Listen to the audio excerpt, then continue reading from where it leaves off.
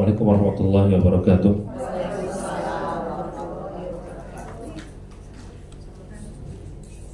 Innal hamdalillah nahmaduhu wa nasta'inuhu wa nastaghfiruh wa na'udzu billahi min shururi anfusina wa min sayyiati a'malina. Man yahdihillahu fala mudilla lahu wa may yudlil fala hadiya lahu. Asyhadu an la ilaha illallah wa asyhadu anna Muhammadan abduhu wa rasuluhu, amma ba'd. Fa inna khairal kalami kalamullah, khairal hadyi hadi Muhammadin sallallahu alaihi wa ala alihi wa sahbihi wa sallam, wa syarrul umuri muhdatsatuha, fa inna kulla muhdatsatin bid'ah wa kullu bid'atin dhalalah wa kullu dhalalatin finnar. Ibu semua rahimana rahimakumullah. Alhamdulillah, kita bersyukur kepada Allah, kita bisa masuk ke dalam bulan Ramadan, bisa beribadah di bulan Ramadan, bulan yang benar-benar istimewa. Dalam sebuah hadis, Nabi SAW pernah menceritakan tentang dua orang yang dua-duanya ini orang saleh. Yang kemudian orang yang pertama meninggal duluan, syahid di medan peperangan fisabilillah. Orang yang kedua meninggal 1 tahun berikutnya. Lalu kemudian Nabi menceritakan ketika di hari kiamat, ternyata orang yang kedua derajatnya lebih tinggi daripada orang yang pertama yang mati syahid fisabilillah. Ditanyakan sebabnya kenapa? Sebabnya adalah karena bertemu dengan bulan Ramadan lebih banyak daripada orang yang pertama. Maka ini menjadi lebih utama.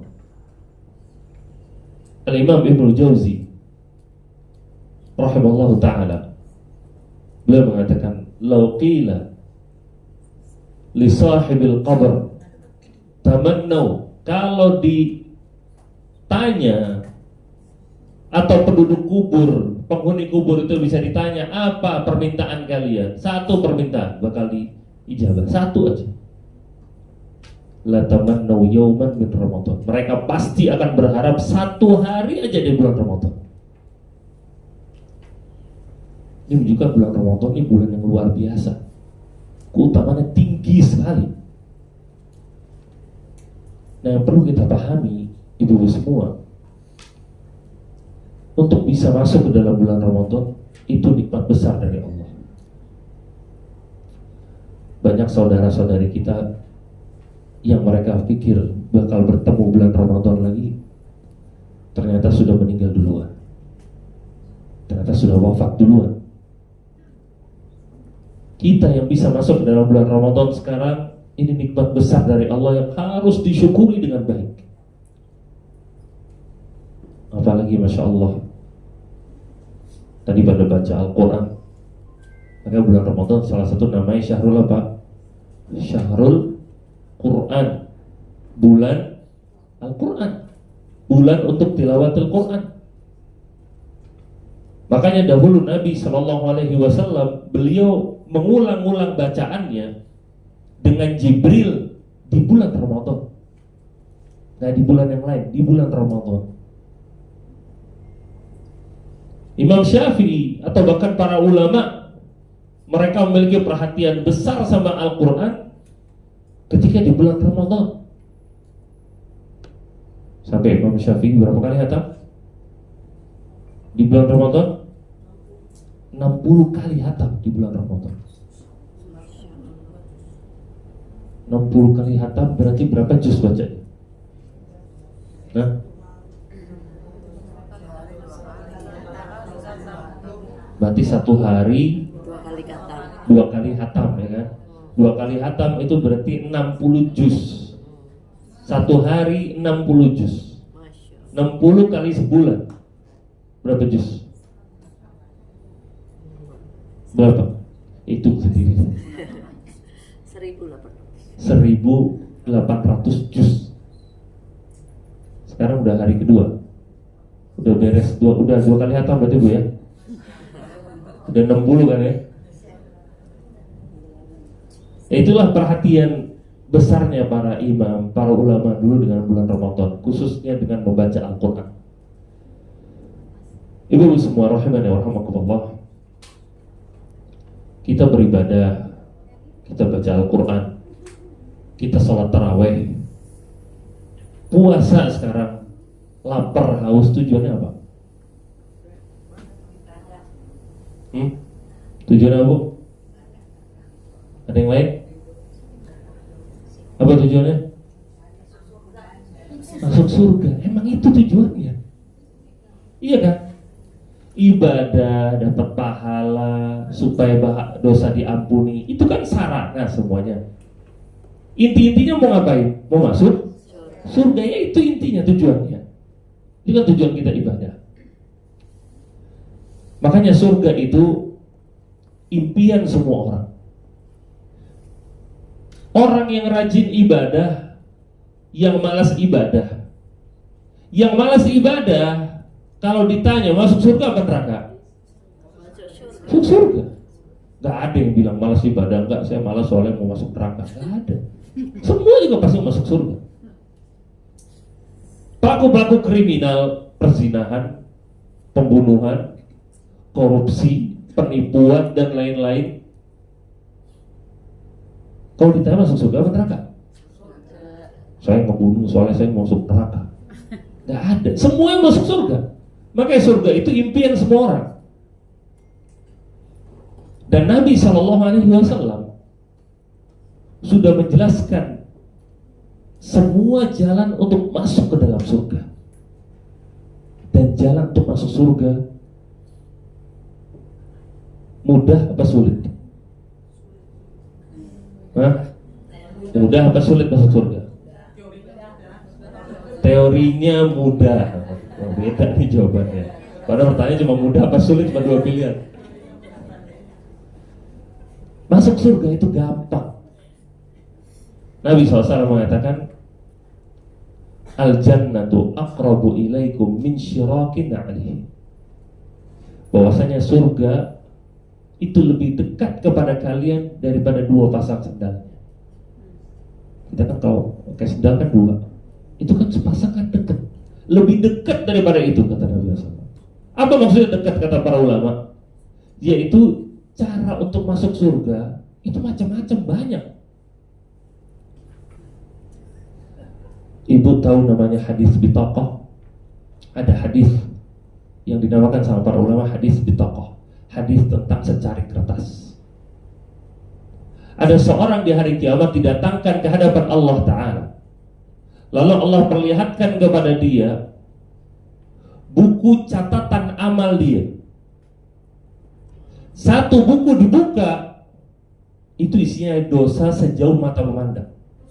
Satu buku dikumpulkan sama Allah, ada 99 bukunya, dosa semua isi. Sampai Allah tanya ke dia, apakah kamu masih memiliki amal soleh?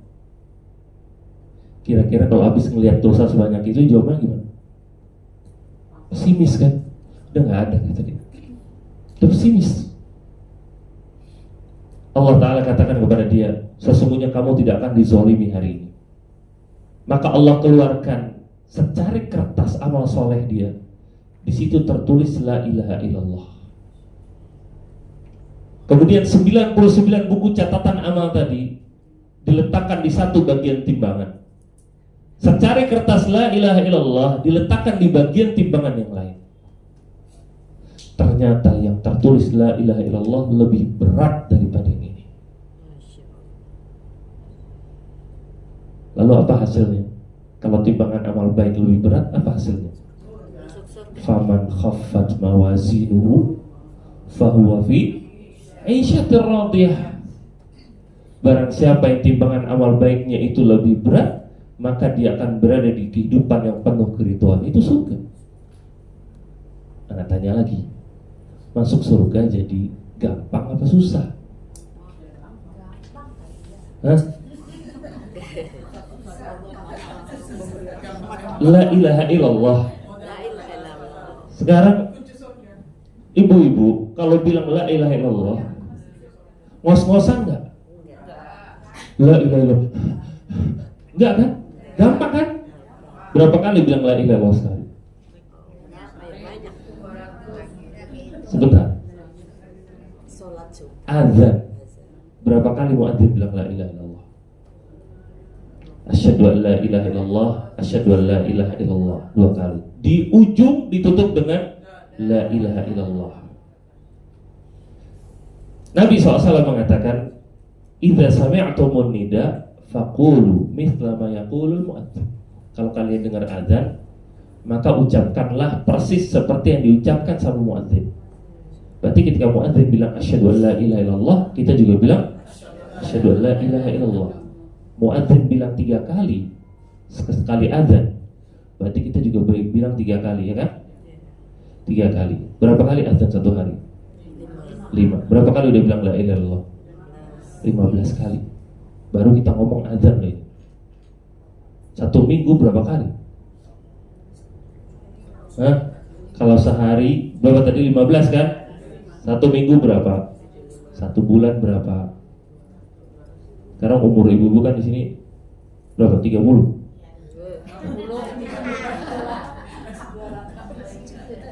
Iya. Silahkan dikalikan sendiri. Ana tanya lagi, masuk surga jadi gampang apa susah? Gampang. Cuma yang jadi masalah, apakah kita sudah sering mengucapkan la ilaha illallah seperti itu? Ataukah azan itu menjadi beban aja dalam hati kita? Ketika dengar azan, ya Allah, waktu sholat lagi. Bukannya dia malah senang ketika mendengar azan, dia senang dengan itu dia bisa menjawab azan, malah sedih. Ini introspeksi buat diri kita semua. Jadi masuk surga itu mudah. Jalan-jalan yang Allah Ta'ala berikan mudah, gampang. Kita ingat dalam sebuah hadis Nabi SAW mengatakan bahwasanya satu perbuatan kebaikan, satu hasanah, wal hasanatu bi asyi amsalihha. Satu pahala dilipat gandakan 10 kali, itu minimal. Adapun satu kesalahan, 1 dosa. Jadi gampang apa susah? Gampang. Itu rahmatnya Allah Ta'ala. Cuma yang menjadi masalah, ibu semua, seperti yang kita sebutkan tadi, teorinya sudah ada, jalannya sudah ada, dan itu mudah. Cuma banyak orang yang gak mau ngambil ini. Dia lebih memilih mengikuti hawa nafsunya. Ini yang menjadi masalah. Makanya tadi kita temukan adanya orang yang mencuri, adanya orang yang membunuh, adanya orang yang berbuat kesyirikan, adanya orang yang korupsi, ada yang ini, ada yang itu, semuanya. Gara-gara kenapa? Memilih mengikuti hawa nafsunya daripada memilih jalan menuju surga. Ibu semua, dalam sebuah hadis, dan ini semoga menjadi yang memudahkan kita semua. Nabi SAW menyebutkan dalam sebuah hadis yang diriwayatkan oleh sahabat Iyad ibn Himar radhiyallahu ta'ala anhu, dan disebutkan di dalam kitab Sahih Muslim. Nabi SAW mengatakan ahlul jannati salasa. Golongan surga atau penduduk surga itu yang akan masuk dalam surga, diantaranya ada 3 golongan. Ada 3 golongan diantaranya yang bakal masuk ke dalam surga. Yang pertama kata Nabi, Zu sultanin muqsid mutasaddiqun muwaffaq. Seorang penguasa yang adil, rajin bersedekah, dan muwaffaq. Siapa penguasa di sini? Apakah penguasa di sini terbatas presiden? Enggak, kata para ulama. Masuk ke dalamnya semua orang yang punya kekuasaan, mau luas, mau sempit, mau banyak, mau sedikit bawahannya, itu penguasa. Mau itu presiden kepada rakyatnya, mau itu bos kepada karyawannya, mau itu suami kepada anggota keluarganya, atau seorang ibu kepada anak-anaknya, itu sudah masuk kepada penguasa di sini. Dia mempunyai 3 kriteria masuk surga. Apa kata Nabi yang pertama? Muqsid, adil. Apa sih namanya adil? Adil itu menjalankan kewajiban, menempatkan segala sesuatu di posisinya masing-masing. Itu namanya adil. Suami, kalau dia dinamakan suami yang adil, maka suami itu bakal menjalankan kewajibannya kepada istri dan anak-anaknya. Dia bakal berikan tempat tinggal yang layak, dia bakal berikan baju yang layak, dia bakal berikan makanan yang enak, yang layak, yang bergizi, dan dia bakal memberikan pendidikan agama yang baik untuk keluarganya. Itulah namanya suami yang adil. Itu suami yang adil namanya. Lalu bagaimana seorang istri? Bagaimana seorang istri atau seorang ibu yang adil?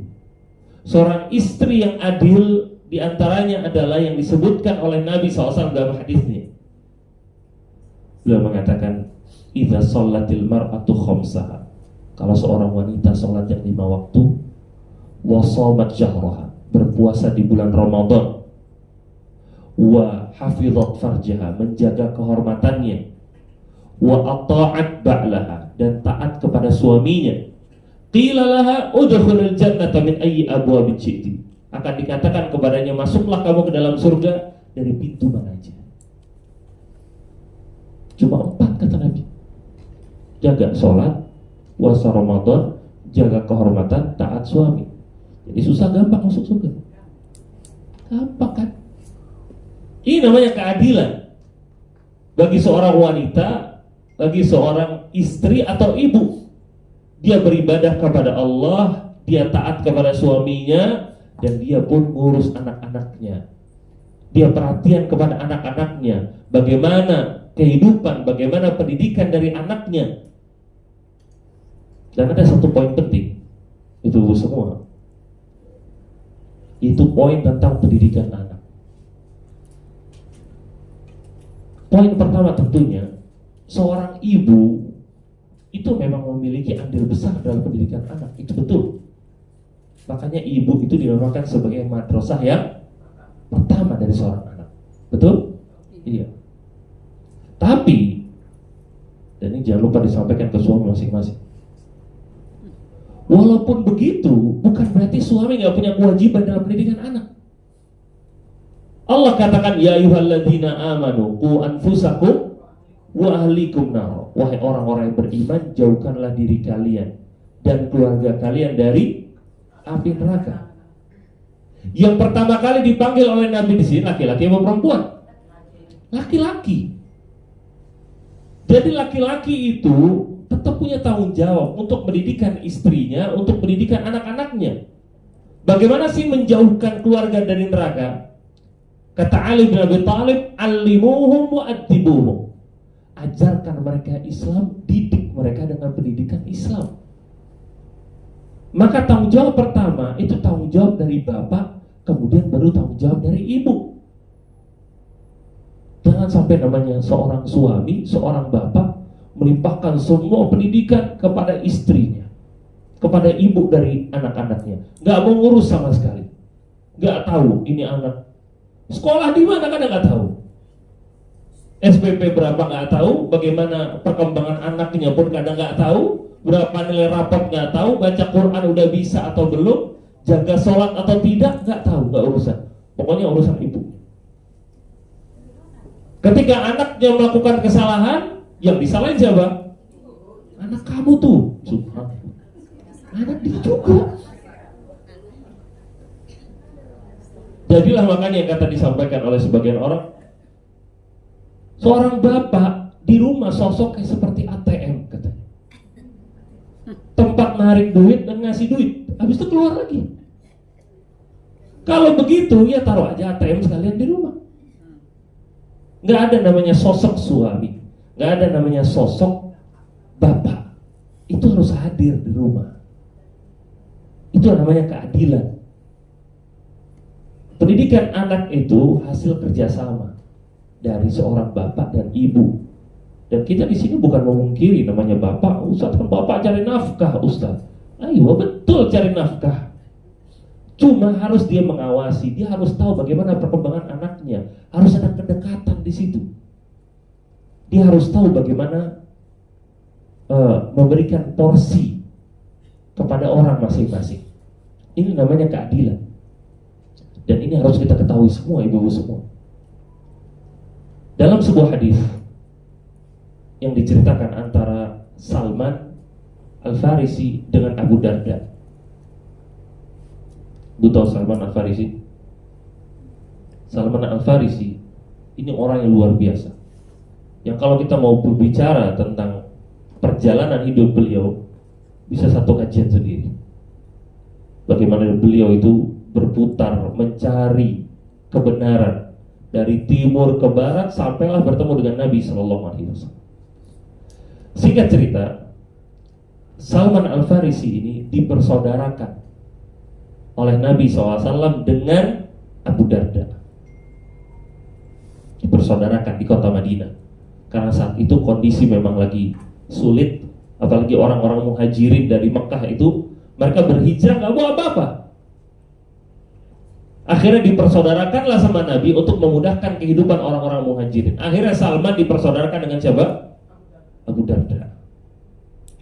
Nah, suatu hari Salman datang ke rumahnya Abu Darda.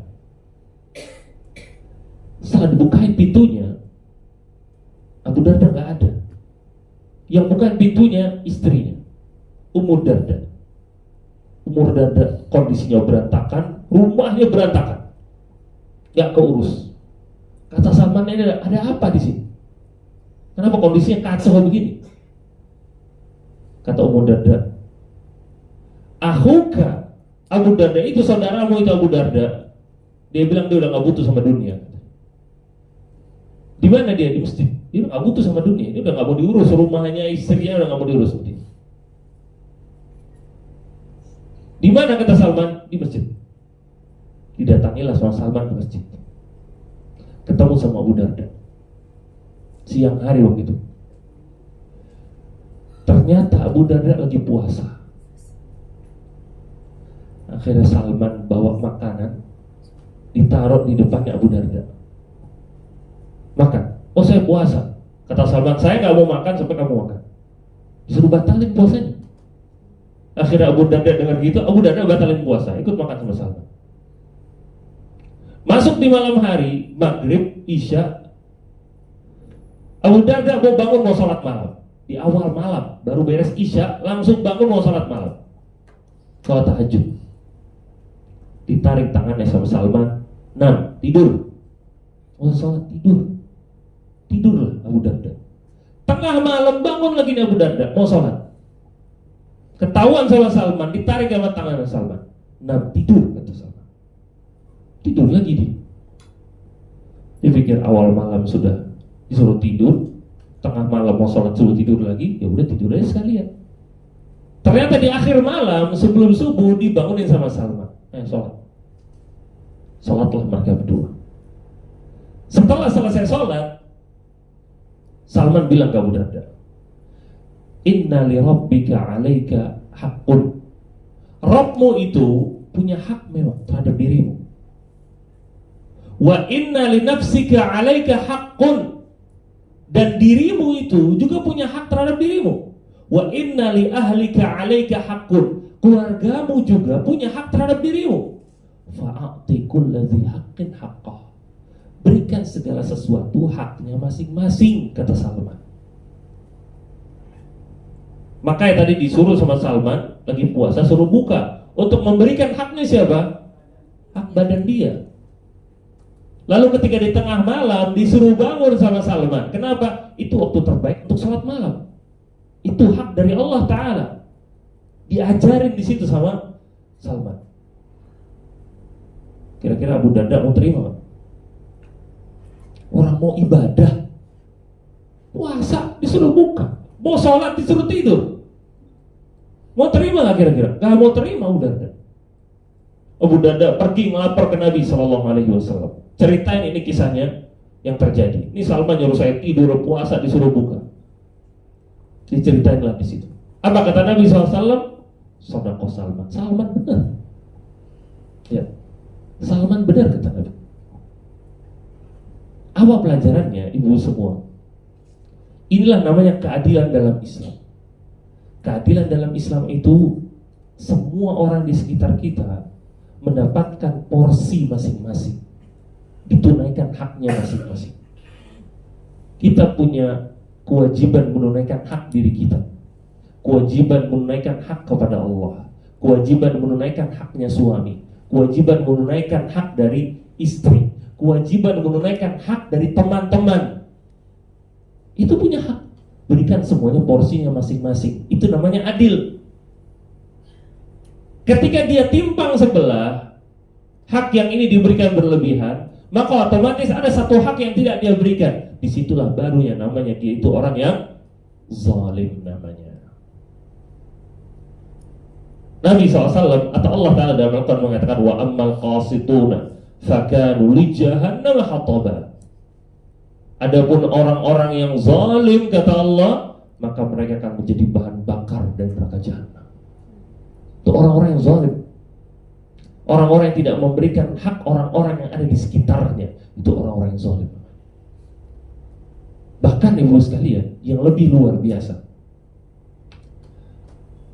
di zaman Nabi SAW ada seorang sahabat, An-Nu'man ibn Bashir radhiyallahu ta'ala anhu. Nu'man bin Bashir ini punya beberapa istri dan banyak anak. Nu'man bin Bashir ini punya satu anak emas. Tahu anak emas? Nah, anak yang paling diistimewakan sama dia. Gak main-main, anak yang diistimewakan sama dia ini dikasih hadiah tanah sama dia. Bukan mobil, tanah dikasih sama dia, hadiah. Kemudian istrinya yang lain ngedengar salah satu anaknya dari istri yang lain dikasih tanah. Ini anak-anak yang lain enggak. Datanglah ke Nabi melapor. Ini Nu'man bin Bashir, ini satu anak dikasih tanah, anak-anak yang lain enggak dikasih. Lalu Nabi SAW pun manggil Nu'man bin Bashir. Ditanya sama Nabi, "Aqulu auladika nahaltahu hadhihi nihlah." Semua anak-anak kamu kasih hadiah apa enggak? Kata dia, enggak. Satu anak doang. Lalu Nabi katakan, "Asyhid ala hadza ghairi fa inni la asyhadu ala jawr." Coba orang lain yang duduk sini lihat dia, ajak ngobrol dia. Jadi saksinya dia, saya enggak mau menjadi saksi di atas kezaliman, kata Nabi. Dalam riwayat yang lain Nabi SAW menyebutkan, bukankah kamu itu mau nanti anak-anakmu sama-sama berbakti kepadamu? Kata Nu'man Bashir, iya saya mau. Fa'adil baina auladik. Kalau gitu adil sama anak-anakmu, jangan zalim. Disitulah makanya kata para ulama bahwasanya namanya hadiah saja yang hukumnya itu mubah boleh, itu harus adil. Apalagi kalau ngomongin tentang masalah apa? Hak dan kewajiban. Ini masalah hadiah yang mubah aja harus adil. Dan begitulah di sini kita semua, ibu-ibu di sini juga kepada anaknya masing-masing harus adil kepada mereka. Yang satu dipeluk, semuanya dipeluk. Satu dicium, semuanya dicium. Satu dikasih hadiah, semua dikasih hadiah. Itu namanya keadilan. Allah cinta, Islam cinta sama yang namanya keadilan. Itu seorang penguasa, seorang ra'iyah, seorang pemimpin yang adil namanya. Kemudian kriteria yang kedua kata Nabi SAW, selain dia itu adil, dia itu mutasaddiq, rajin bersedekah. Sedekah itu apa sih? Sedekah itu dia itu mengeluarkan sesuatu yang bukan kewajiban dia. Sedekah itu kan hukumnya sunnah. Jadi dia ini bukan membatasi dengan yang wajib aja, tapi yang sunnah juga dikerjakan. Kita akan tanya ke ibu-ibu. Ibu sholat tarawih tadi malam? Apa? Orang gak tarawih 1 bulan, dosa? 1 bulan Ramadan full gak tarawih? Bukan karena haid, bukan karena enggak mau tarawih, dosa apa?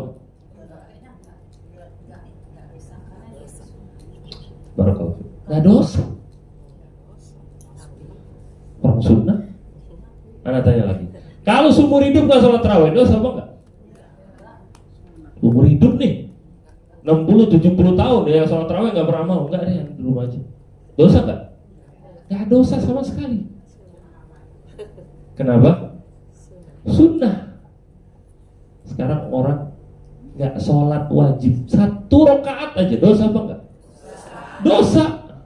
Kenapa? Wajib soalnya. Paham bedanya wajib dan sunnah?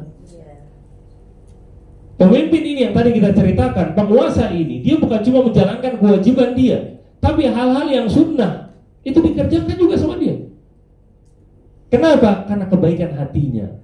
Dia perhatian sama orang lain, dia sering ngasih hadiah kepada orang lain, dia memberikan tenaga dia kepada orang lain, waktunya kepada orang lain dia berikan. Itu sedekah namanya. Dan hal-hal yang sunnah itu penting. Selain yang sunnah itu bisa mengangkat derajat kita nanti di hari kiamat, yang sunnah itu bisa menutupi kecacatan dalam hal-hal yang wajib kita. Bisa ditutupi dengan hal yang sunnah. Kemudian kriteria yang ketiga kata Nabi dari pemimpin ini, selain dia itu adil, apa yang kedua tadi? Rajin sedekah. Yang ketiga apa? Muwafaq. Apa sih muwafaq? Muwafaq itu dia nggak pernah mau membatasi kebaikan, cuma dia aja yang ngelakuin. Dia selalu maunya itu menjadi orang yang membuka pintu kebaikan. Jadi bukan cuma dia yang ngelakuin, orang lain juga ngelakuin kebaikan itu. Kalau ada teman yang sakit, dia bisa jenguk sendiri, tapi dia kabarin di grup, dia ajak bareng teman-temannya supaya kita sama-sama dapat pahala. Itu namanya orang yang muwafaq. Ketika ada iftar, buka puasa, butuh donasi, dia bisa, dia ngasih sendiri, tapi dia juga kabarin kepada yang lain. Ini ada kesempatan nih, besar. Ini ada pembangunan masjid, ini ada pembangunan pesantren, ini ada lembaga dakwah butuh bantuan, diajak teman-temannya. Dia udah ngasih, sudah. Tapi dia nggak mau terbatas di situ aja. Dia mau semuanya juga melakukan kebaikan. Dia mau semua teman-teman dapat pahala juga. Itu luar biasa, ini orang muwafaq namanya. Dan diantaranya, kata para ulama, orang yang muwafaq itu, dia bukan cuma membuka pintu kebaikan, dia juga menutup pintu keburukan. Dia bisa terhindar dari dosa, tapi dia juga gak mau orang lain dapat dosa. Ada yang ngirim ke grup WhatsApp video yang aneh-aneh, aurat kelihatan, musik di situ. Dia ngelihat, dia udah delete, tapi dia hubungi juga adminnya, ini tolong di delete aja videonya. Orang lain nonton nanti dosa semua. Itu namanya dia menutup pintu keburukan namanya. Dia ngelihat temennya berbuat maksiat, berbuat kesalahan, dia datang, dia tegur, ini gak boleh, ini dosa.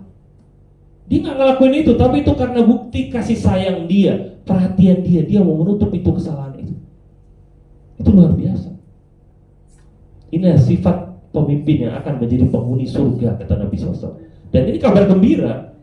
Jangan ini jadikan beban, ini kabar gembira. Buat orang yang berlaku adil, buat orang yang rajin membantu orang lain, membuka pintu kebaikan, itu kabar gembira surga baginya. Kemudian Nabi SAW menyebutkan golongan yang kedua dari penduduk surga.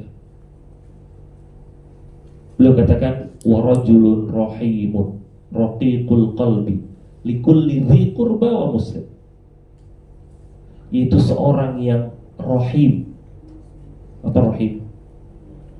Penyayang. Raqiqul qalbi, hatinya lembut. Likulli dhi qurba wa muslim, kepada karib kerabatnya dan kepada semua orang muslim. Ini lihat golongan yang kedua ini. Ini golongan yang kedua, golongan yang gak butuh modal. Yang dibutuhkan cuma kebaikan hati.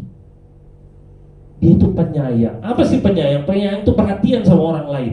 Bagaimana kondisi orang lain, bagaimana kesulitan yang menimpa orang lain, dia berusaha untuk selesaikan atau paling tidak dia ringankan. Itu namanya orang yang penyayang, perhatian sama orang lain.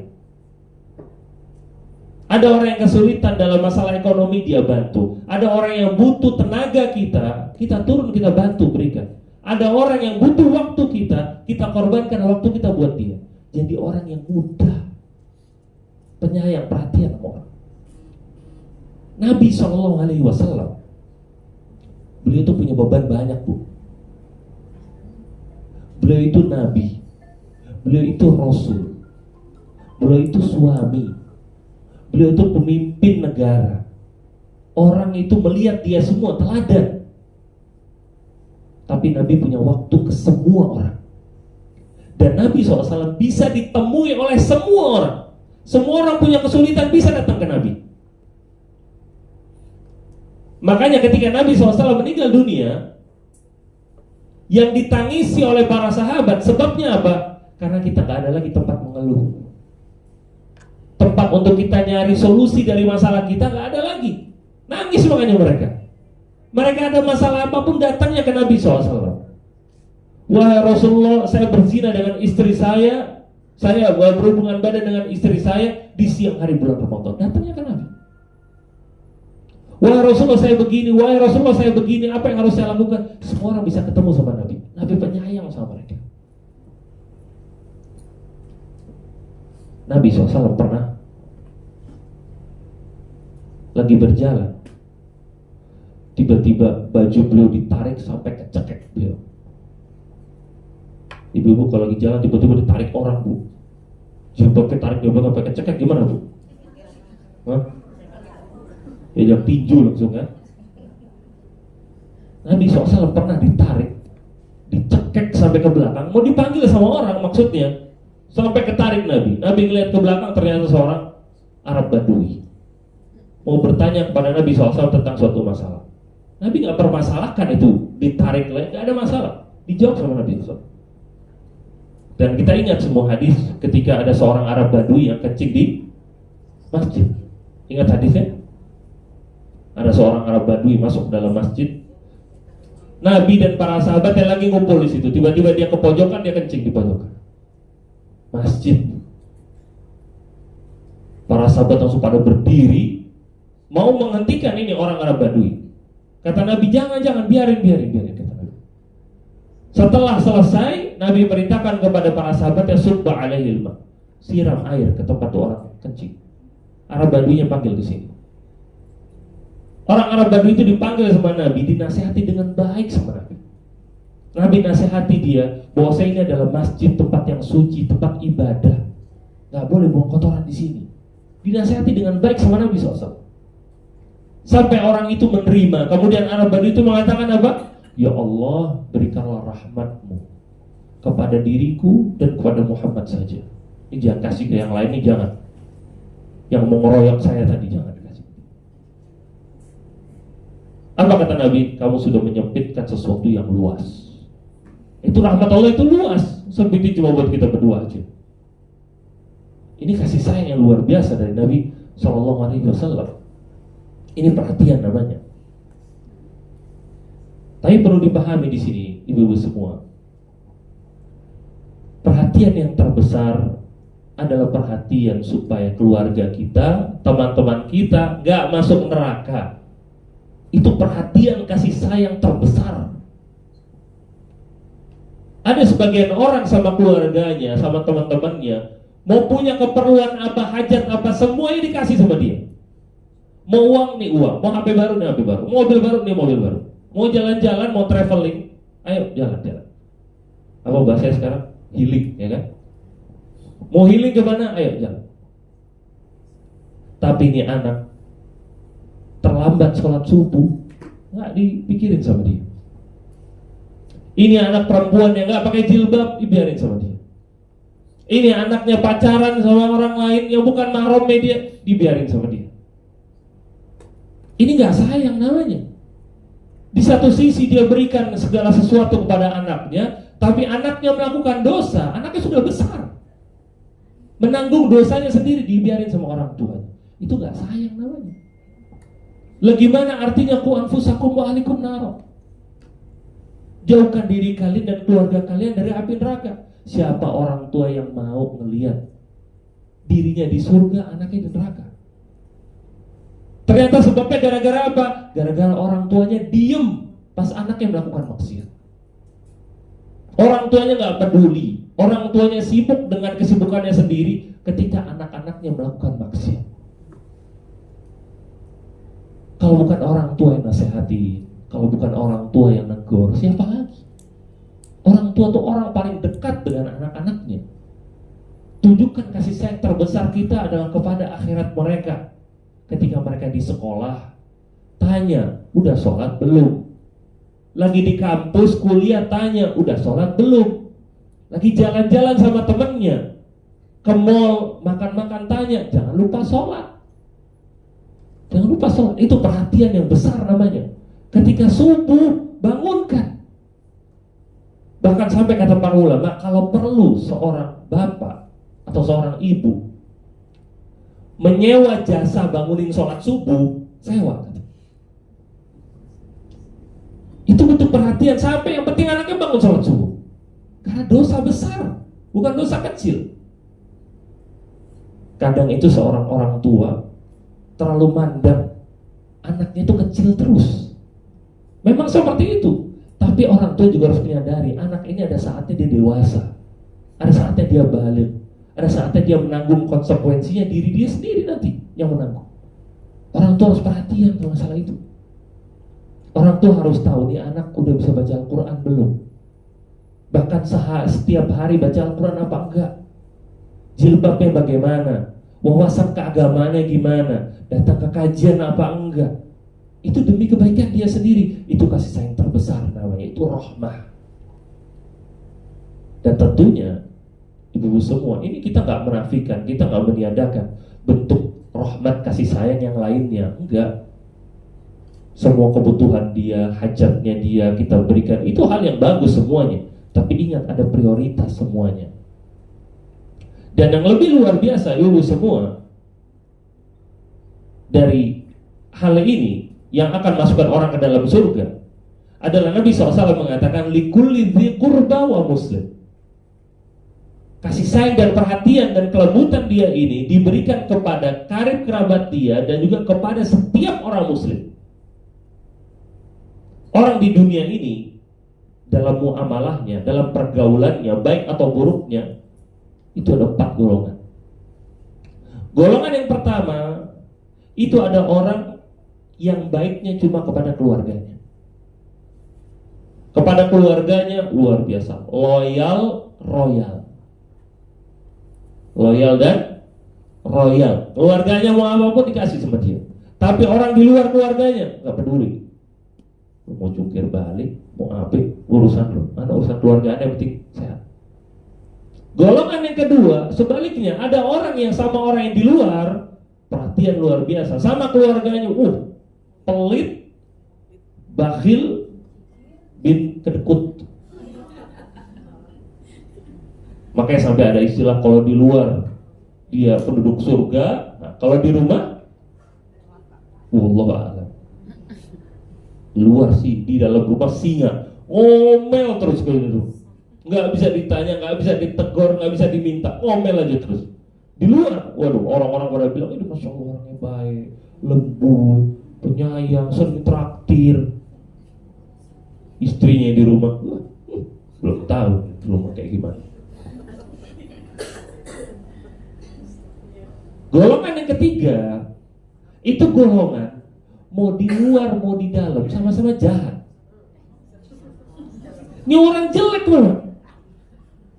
Di luar jelek, teman-teman gak ada yang mau dekat sama dia, dikucilin sama orang-orang. Di rumah istrinya gak mau ngajak ngomong dia. Ini orang udah, waduh, gak jelas nih orang nih. Udah pelit, udah jahat, udah temperamen, macam-macam. Ini orang udah jelek dua-duanya udah. Golongan yang ketiga, ini golongan orang yang luar biasa. Di luar, di dalam, baik. Inilah yang jadi penduduk surga.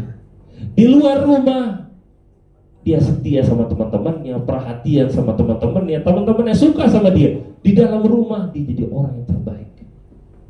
Istrinya sayang sama dia sayang sama istrinya, dia perhatian sama anak-anaknya, anak-anaknya dekat sama dia. Ini orang perfect. Nabi SAW, ibu bisa cari sendiri. Apakah di biografi Nabi pernah dicela masalah akhlaknya apa enggak? Enggak pernah. Orang-orang kufar Quraisy, sejahat-jahat itu mereka sama Nabi SAW, pernah enggak mereka mencela akhlaknya Nabi? Allah dulu Nabi ini orang ini jahatnya pelit juga, kok dia orangnya? Pernah? Enggak ada. Mereka tahu Nabi itu akhlaknya luar biasa, bagusnya luar biasa. Masuk ke dalam rumah, para sahabat bertanya kepada Aisyah radhiyallahu anha, bagaimana Nabi SAW ketika di rumahnya? Dia bilang, Nabi SAW fi mihnati ahli. Nabi kalau di rumah ngurus keluarganya. Kana khuluquhul Quran. Akhlaknya Nabi Al-Quran. Yang lebih diperhatikan bukan akhlak Nabi Al-Quran, tapi perhatikan ini pujian datangnya dari siapa? Dari orang dalam ini. Jadi Nabi dapat pujian tentang bagusnya akhlaknya dari luar dan dari dalam. Ini orang luar biasa. Karena orang baik di luar itu terkadang mudah, Bu. Dia cari muka, dia penjilat, dia ada tujuan ini, tujuan itu, gampang baik akhlaknya. Oh luar biasa, lembut banget kalau ngomong. Gampang baik di luar. Begitu juga orang udah baik di dalam rumahnya, nggak perlu di luar. Nah, itu keluarga dia. Tapi orang baik dua-duanya, itulah perjuangannya. Makanya Nabi SAW ketika menggambarkan tentang penduduk surga, Nabi SAW katakan, yadkhulul jannata aqwamun afidatuhum mislu afidatit tayr. Akan masuk ke dalam surga sebuah kaum yang hati mereka seperti hati seekor burung. Apa sih hati seekor burung?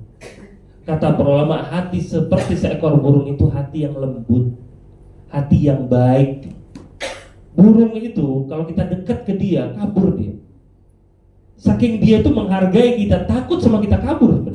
Gak pernah namanya burung itu menyombongkan dirinya. Coba dekat-dekat ke macan, ada yang berani? Nah, tahu kan bedanya kan? Kalau burung kabur, dia gak berani sama kita. Ada penduduk neraka itu 180 derajat, benar-benar beda dengan sifat ini. Nabi SAW mengatakan, ala ukhbirukum bi ahlin nar. Maukah kalian aku beritahukan siapa yang bakal jadi penduduk neraka, kata Nabi. Nabi katakan, kullu utul jawazin mustakbir. Setiap orang yang utul. Apa sih utul? Utul itu jahat orangnya, suuzon sama orang lain, ngomongnya jelek sama orang lain. Itu utul namanya dalam bahasa Arab. Ada orang berbuat kesalahan sedikit, suuzon dia. Bahkan terkadang gak berbuat kesalahan, suuzon juga dia. Ketemu, dia kasih salam gak dijawab. Berhari-hari itu diungkit-ungkit. Ketemu sama dia, saya kasih salam gak dijawab-jawab sama dia. Sombong banget tuh orang. OKB emang. Apa OKB? Orang kayak baru ini. Sombongnya luar biasa. Padahal kita diajarkan untuk memiliki sifat husnudzon. Terkadang itu kita aja ngobrol sama teman kita, sama antara teman-teman kita, kadang kita nggak ngeh apa pembicaraan di situ. Kenapa? Pikiran kita kemana-mana. Betul? Kadang kita nggak sadar kita lagi mikirin ini, mikirin itu. Apa yang disampaikan orang lain kadang kita nggak dengar. Itu husnudzon namanya. Ini orang saya kasih salam nggak jawab, karena saya kafir gitu. Kadang seperti ini ada gitu. Ini orang saya undang ke rumah nggak datang. Jalan-jalan nih orang kayak. Kalau diundang sama itu aja mau datang. Saya yang undang aja nggak mau datang. Nah, susah nih. Ini nggak ada manfaatnya sama sekali gitu. Kadang orang punya masalah berbeda-beda. Nggak ada untungnya sama sekali. Nah itulah makanya butuhnya husnudzon, baik sama orang lain, senyum kepada orang lain, jangan jahat ke orang lain, berkata yang lembut kepada orang lain. Kemudian di antara penduduk neraka kata Nabi, jawab. Apa jawab? Orang yang rakus, orang yang ngumpulin harta banyak-banyak, gak mau dikeluarin sama dia sama sekali. Ini orang ini gak mau menunaikan kewajibannya, boro-boro yang sunnah, yang wajib yang gak mau dikeluarin. Zakat gak dikeluarin sama dia, infak atau nafkah buat keluarganya dikeluarin dengan baik sama dia. Anak ketemu sama orang, Bu, ini orang punya bisnis penyewaan gedung. Bukan penyewaan rumah loh, bukan kontrak rumah, gedung di Jakarta ini kalau nggak salah ada belasan atau puluhan gedungnya dia, kontrakin kemana-mana. Saya pernah ke rumahnya kecil. Rumahnya kecil, genteng yang orang zaman dulu tau gak? Yang coklat gitu, gentengnya tuh gitu. Rumahnya kecil. Ini sampai bingung, ini orang, ini bener ini, ada bilang yang ini, salah orang, ada bilang, iya bener itu orangnya. Makanya kata para ulama, bakhil, al-bukhl, pelit itu bertingkat-tingkat. Ada orang yang pelit sama orang lain, masih baik sama keluarganya. Ada orang yang pelit sama keluarganya, royal sama diri sendiri. Ada orang yang sama diri sendiri aja pelit. Ada seperti itu, bajunya jelek, mobilnya bukan nggak punya duit. Bukan, kita nggak masalahin orang nggak punya duit, itu mah beda. Ini punya, buat diri sendiri pelit. Bajunya itu terus, mobilnya jelek, ini nggak benar seperti itu. Disimpan aja tuh.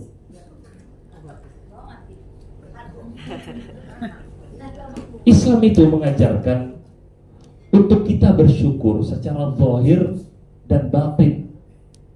Apa zahir dan batin? Secara batin itu kita bersyukur atas nikmat yang Allah berikan kepada kita dengan menyandarkan kebaikan itu kepada Allah. Ini bukan dari hasil skill saya, hasil saya jago ngelobi orang, enggak. Dinisbatkan ini kepada Allah, enggak kayak Korun ketika mendapatkan harta yang banyak, apa kata dia? Innama utituhu ala ilmin indi. Saya dapatkan ini gara-gara ilmu saya yang luas. Ini bersyukur secara batin. Ini semua dari Allah. Fadlun minallah. Yang kedua, bersyukur secara zahir.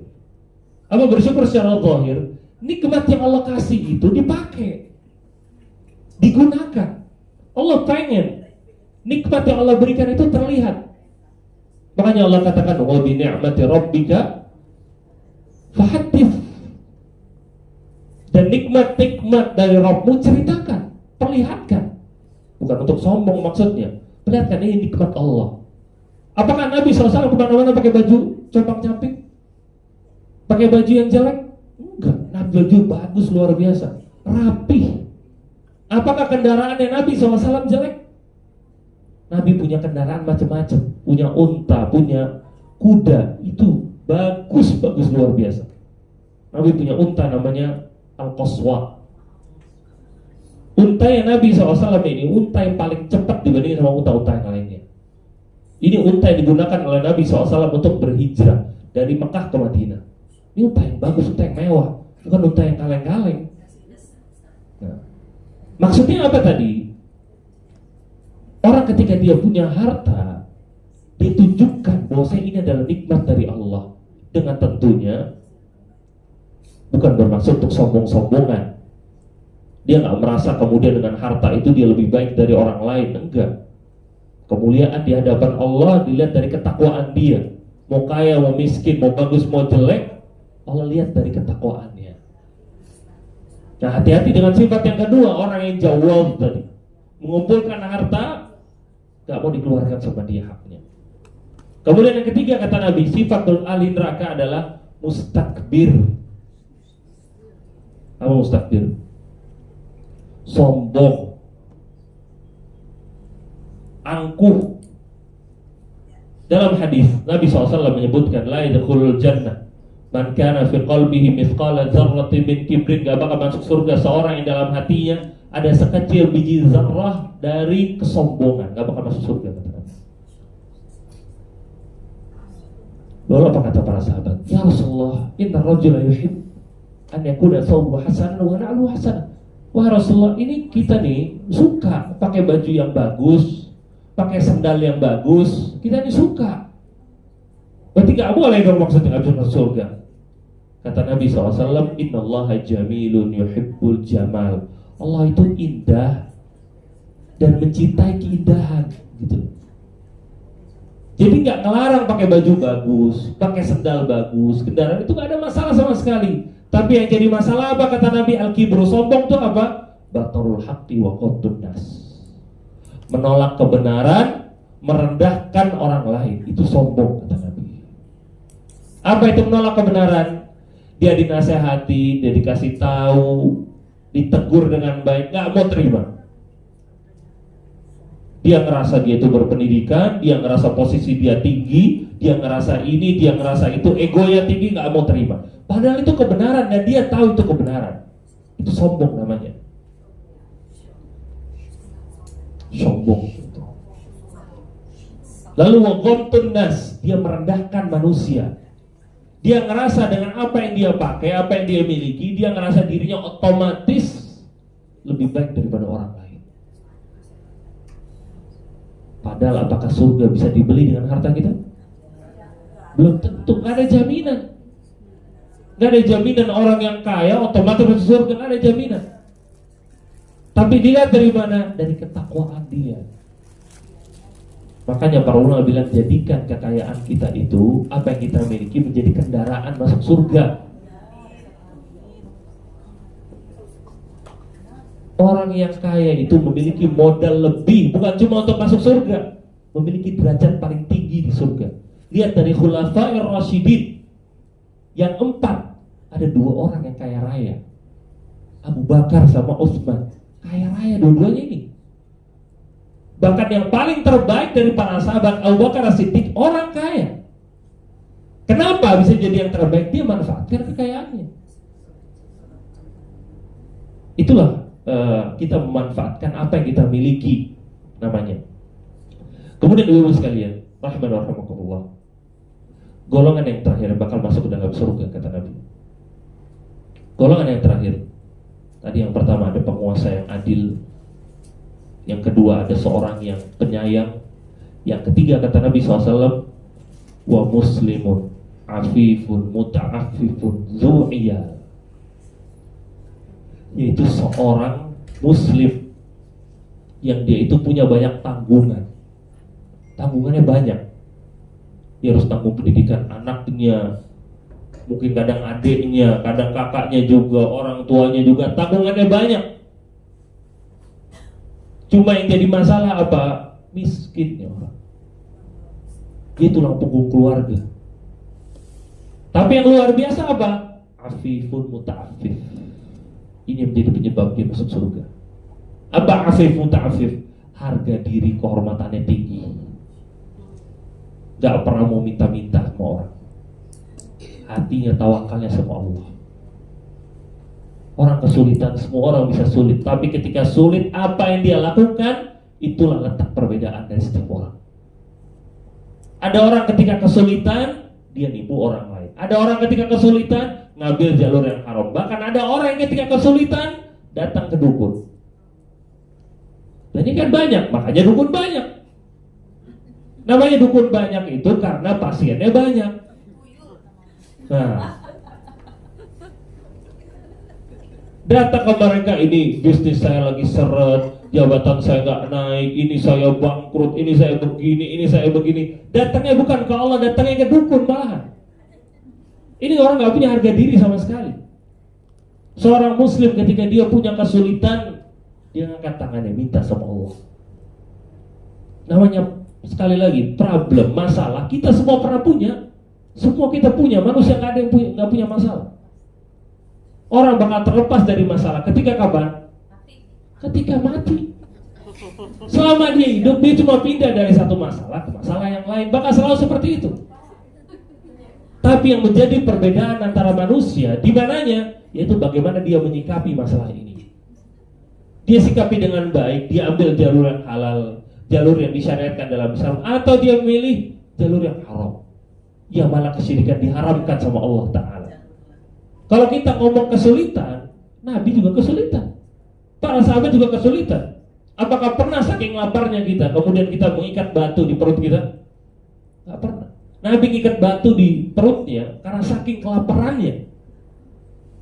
Nabi pernah 2 bulan gak makan apa-apa kecuali kurma dan air. Jangan bayangin puasa. Puasa, kita buka puasa pakai apa? Satu meja full. Ini kurma dan air bukan pilihan. Kondisinya seperti itu, 2 bulan. Seperti itu kondisinya. Nah, tapi apa yang mereka lakukan? Bagaimana mereka menyikapinya? Mereka nggak minta-minta sama orang, nggak ngemis-ngemis ke orang. Mereka minta kepada Allah. Dia meyakini firman Allah, wa fis sama'i rizqukum wa ma tu'adun. Dan di langit rezeki kalian dan apa-apa yang dijanjikan bagi kalian. Jadi Allah menjelaskan rezeki itu ada di langit, bukan ada di tangan manusia. Dan ini perlu dipahami. Ini bukan berarti kita meniadakan usaha ikhtiar.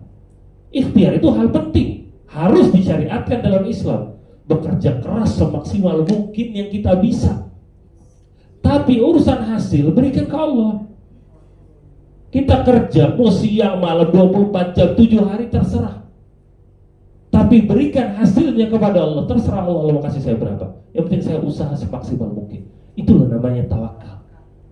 Tawakal bukan berarti udah saya nyuntikkan Allah terus ngasih semua, saya nggak ngapa-ngapain. Nggak seperti itu tawakal. Itu tawakal yang salah. Contoh pas COVID kemarin, orang yang berani ngomong tawakal terkadang sebagian dari mereka itu orang yang nggak peduli sama protokol kesehatan, ya kan? Masker nggak pakai, nggak mau jaga jarak, nggak pernah pakai hand sanitizer, nggak vaksin kemana? Alasannya apa? Tawakal aja. Tawakal dari mana? Nggak ada tawakal kayak begitu. Tawakal itu berusaha dengan maksimal menyerahkan hasilnya kepada Allah. Allah yang jaga sudah, Allah yang ngasih hasil semuanya. Allah yang kasih, itu namanya tawakal. Dia pakai masker, dia pakai hand sanitizer. Ini zaman dulu kita bilang. Kemudian udah, ntar saya kena apa enggak? Ya udah, saya udah berusaha dengan maksimal. Dia kena COVID misalkan, ya qadarullah ma syafa'al. Dia nggak kena, alhamdulillah ini nikmat dari Allah. Itu tawakal namanya. Ingat Nabi SAW ketika berperang, Nabi nggak udah kalian perang aja udah nggak terserah kayak gimana, udah tawakal, enggak. Nabi atur strategi. Strategi itu kan ikhtiar. Bahkan Nabi SAW memakai baju perangnya double, bukan satu, 2 dipakai sama Nabi. Lalu Nabi sholat, Nabi doa, Nabi sholat, Nabi doa, Nabi sholat, Nabi doa, terus. Itu sebagai bentuk tawakalnya. Itu baru tawakal namanya. Nah, jadi itu sikap yang benar ketika kita punya masalah. Dan masalah kita beda-beda. Ada seorang istri masalah sama suaminya.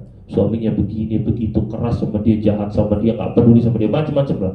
Ada masalah sama anaknya. Anaknya jahat sama dia, gak pernah lembut sama dia. Bahkan dalam tanda kutip durhaka sama dia, gak pernah bisa dibilangin sama dia. Ini kan masalah orang beda-beda. Masalah sama orang tuanya, masalah sama mertuanya. Orang masalah beda-beda. Sampai anak ketemu sama seorang perempuan baru nikah.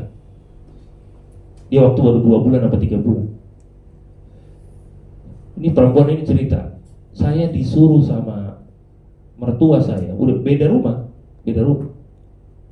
Saya disuruh sama mertua saya tiap hari ngerekam kalau saya lagi ngepel, lagi nyapu, nyuci, masak, disuruh rekam, kirim ke dia. Tiap hari harus kirim. Karena orang tua nggak percaya sama dia, mertuanya tuh nggak percaya sama dia gitu. Takut dia ini nggak ngurus anaknya dengan baik. Kata. Jadi tiap hari kata dia, tiap hari saya ngepel tuh harus videoin kata dia. Mas, cobaan beda-beda gitu. Cobaan orang beda-beda, masalah orang beda-beda. Cuma jalan keluarnya sama.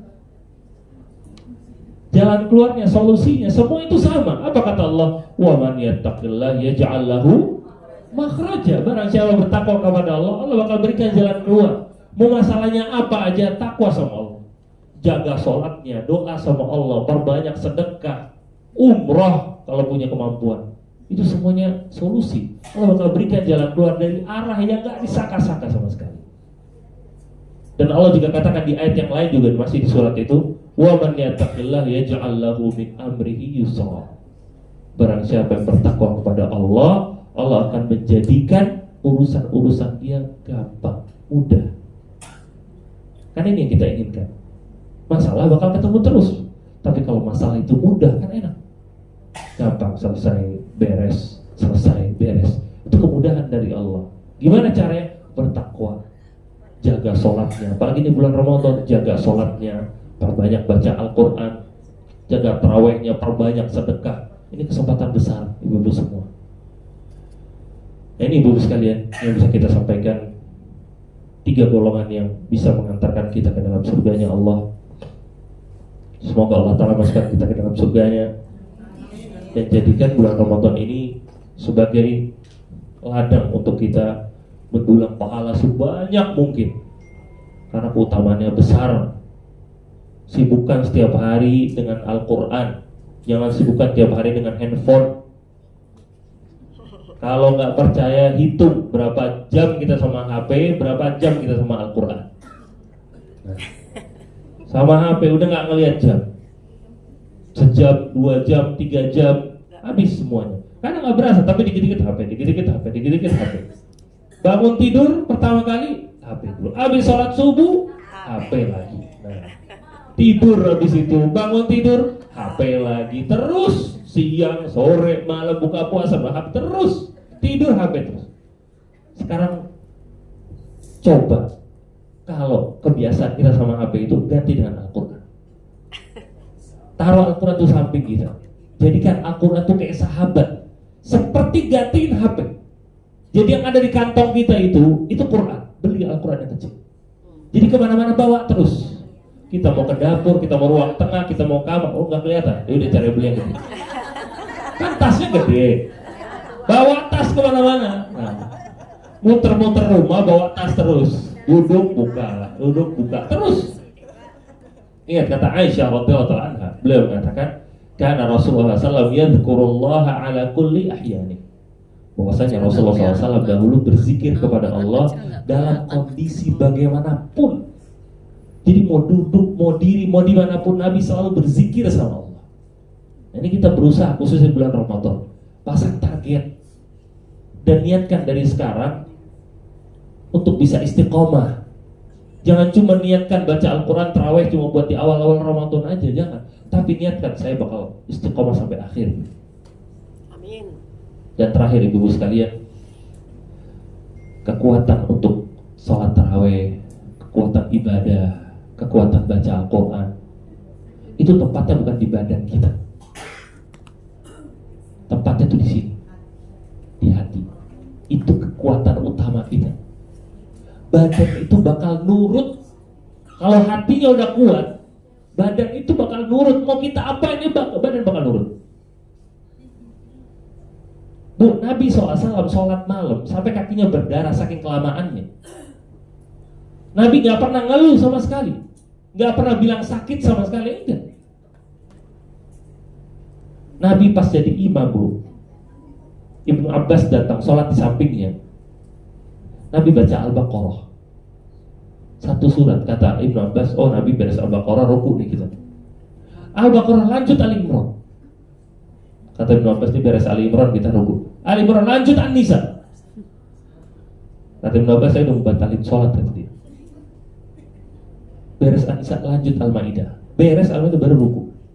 5 juz setengah baru ruku.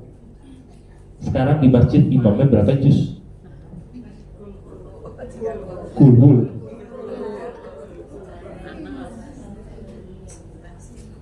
Nabi SAW, ibu-ibu di sini masih 30-an kan ya? Nah. Nabi SAW diangkat jadi Nabi umur berapa?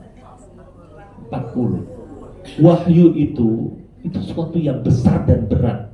Kalau 40 itu umur tua, umur lemah, gak mungkin Allah kasih di umur 40. Tapi 40 itu puncak dari kekuatan manusia. Nabi SAW perang Badar umur berapa?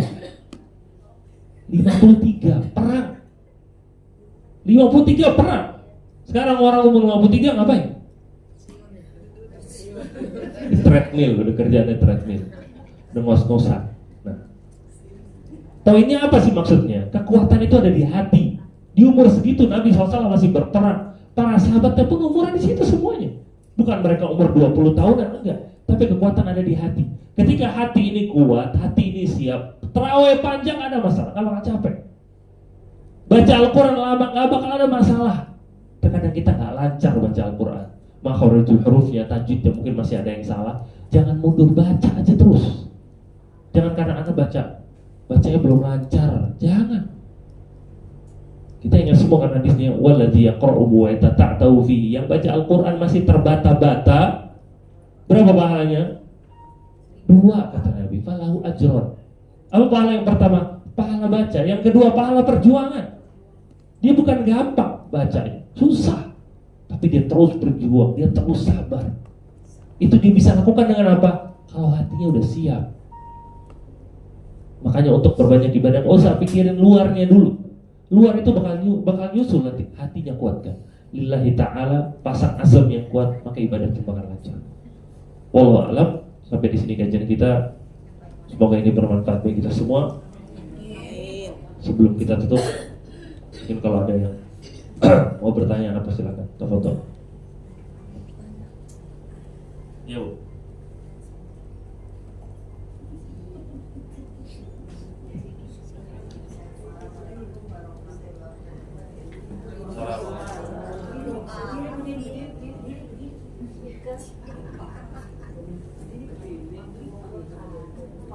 Yo.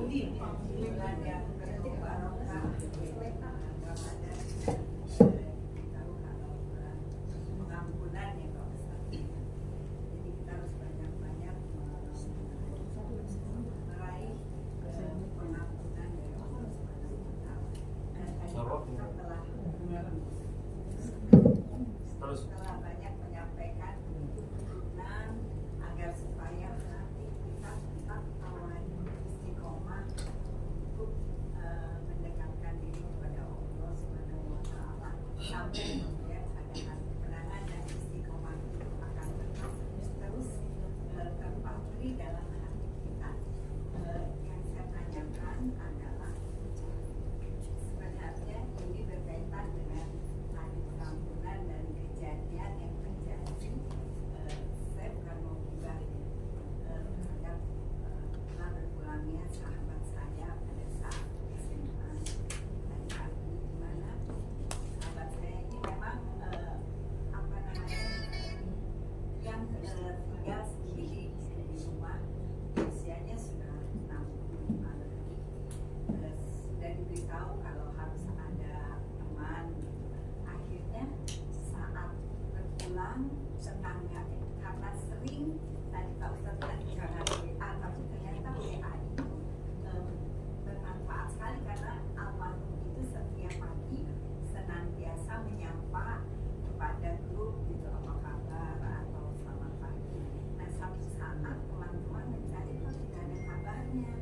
Oleh sebab itu dicari dan kemudian sampai RT, PUD dan berbagai ada supir dari tetangganya loncat rumahnya, lihat dan ternyata di kamar sini sudah wafat kemarin. Yang pada saya pertama adalah apa yang harus kita buat untuk di dunia ini memperoleh suatu hal yang baik sehingga sampai akhir hayat kita keluar dirinya oleh keluarga. Apa? Dirinya oleh keluarga. Ya, barakallahu fikum. Semoga Allah ampuni beliau dan Allah berikan rahmatnya dan Allah tinggikan derajatnya di akhirat. Tapi ibu semua, bagaimana kita mempersiapkan hati kita di bulan Ramadan supaya bisa istiqamah? Yang pertama, kita doa sama Allah. Di antara doa yang Allah ajarkan di surat Al-Hujurat di ayat yang ke-6 yang Nabi SAW sering panjatkan, Allahumma habib ilainal iman wa zayyinhu fi qulubina. Ya Allah, jadikanlah kami itu mencintai keimanan dan hiasilah keimanan tersebut di hati kami. Wa karrih ilainal kufra wal fusuq wal isyan. Dan buatlah kami itu membenci kekufuran, kefasikan dan juga kemaksiatan. Doa sama Allah. Minta supaya hati ini dikuatkan, supaya bisa istiqamah. Doa juga yang diajarkan oleh Nabi SAW di akhir sholat, Allahumma inni ala zikrika wa syukrika wa husni ibadatik. Ini boleh untuk dibaca di luar sholat. Ya Allah, aku memohon pertolongan kepadamu, tolonglah diriku untuk selalu mengingatmu dan bersyukur kepadamu, wa husni ibadatik, dan juga untuk bisa beribadah dengan baik kepadamu. Jadi doa dengan ini. Kemudian bagaimana caranya tadi untuk supaya ketika kita di dunia ini, apa tadi Bu?